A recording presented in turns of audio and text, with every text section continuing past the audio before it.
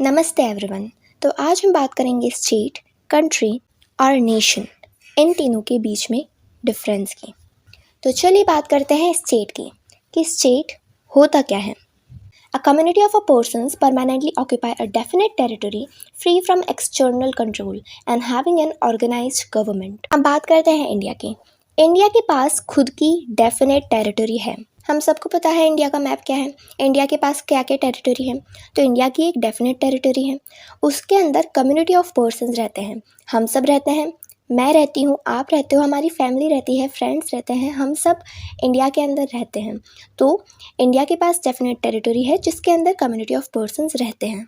A community of persons permanently occupy a definite territory. हमें कोई हटा नहीं सकता इंडिया से। फ्री फ्रॉम एक्सटर्नल कंट्रोल, यानी बाहर से किसी का भी उस कंट्री के ऊपर दबाव नहीं होना चाहिए। वो अपने फैसले, अपने डिसीजंस खुद ले सके, यानी वो सॉवरन होना चाहिए।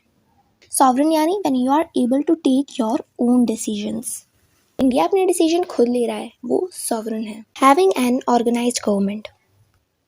तो स्टेट कहे जाने के लिए क्या क्या होना चाहिए? सबसे पहले खुद की टेरिटरी होनी चाहिए। तो इंडिया के पास खुद की टेरिटरी है, यस ऑफ कोर्स है।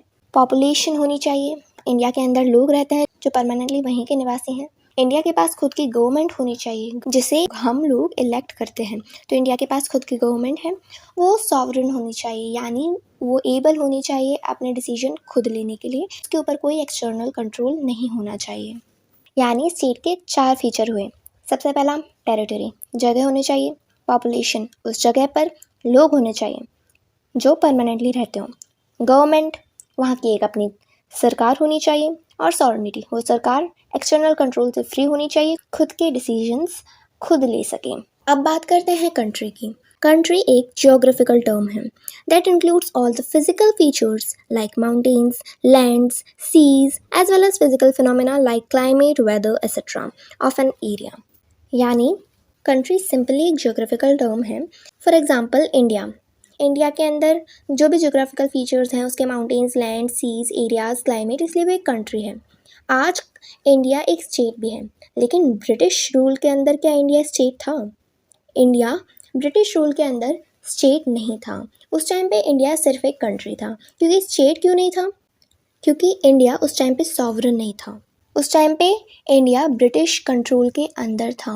इंडिया खुद के डिसीजंस खुद नहीं ले सकता था, इसलिए उस टाइम पे इंडिया एक स्टेट नहीं था। इंडिया सिर्फ और सिर्फ एक कंट्री थी। आज हम इंडिया को या भारत को स्टेट बोलते हैं। अब यहाँ पे एक चीज़ और ध्यान देने की है कि जो भी स्टेट होगा वो कंट्री तो होगा ही, जो भी स्टेट होगा वो कंट्री होगा, लेकिन जो भी कंट्री होगी वो ज़रूरी नहीं है स्टेट हो। कंट्री क्या है? ज्योग्राफिकल टर्म है। स्टेट क्या है?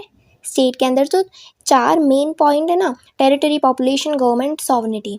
Any state will be called a country because किसी भी स्टेट के पास ज्योग्राफिकल फीचर्स तो होंगे ही ना। कोई ना कोई माउंटेन होगा, लैंड होगी, सी होगी, एरिया होगा, क्लाइमेट होगा वहाँ का, तो ज्योग्राफिकल फीचर्स तो होंगे, इसलिए जो स्टेट होगा वो कंट्री भी होगा। But every country can be a state. बात करते हैं नेशन की। नेशन एक कलेक्टिव सेंटिमेंट है, जैसे कि a love for the land, a love for the people living in the country. Nation एक शेयर फीलिंग है for the land, people and culture. यानी हमें जो हमारी कंट्री के लिए जो प्यार है उसे ही बोलते हैं नेशन। फॉर एग्जाम्पल, जब भी हम कोई स्पोर्ट्स देखते हैं तो उसके अंदर जब भी विराट कोहली क्रिकेट में सिक्सर मारते हैं, धोनी सिक्सर मारते हैं, बैडमिंटन में हम गोल्ड लाते हैं, या किसी भी स्पोर्ट्स में जब हम जीतते हैं, ओलंपिक्स में जब इंडिया गोल्ड लाता है, सिल्वर लाता है, तो उस टाइम पे जो हमारा प्यार होता है हमारे देश के लिए, उसी को बोलते हैं नेशन। क्योंकि जब इंडिया से कोई जीत के आ रहा है तो हमें प्राउड होता है, that proud is called nation. अब देखो, स्टेट तो एक ऑर्डर्ड रूल होता है, लेकिन नेशन एक शेयर्ड और कलेक्टिव फीलिंग होती है या सेंटिमेंट होता है। सो या दैट्स ऑल। होप आपको कंट्री, स्टेट और नेशन तीनों का डिफरेंस एकदम अच्छे से समझ आ गया होगा। तीनों टॉपिक आपको क्लियर होंगे। Thank you so much for watching.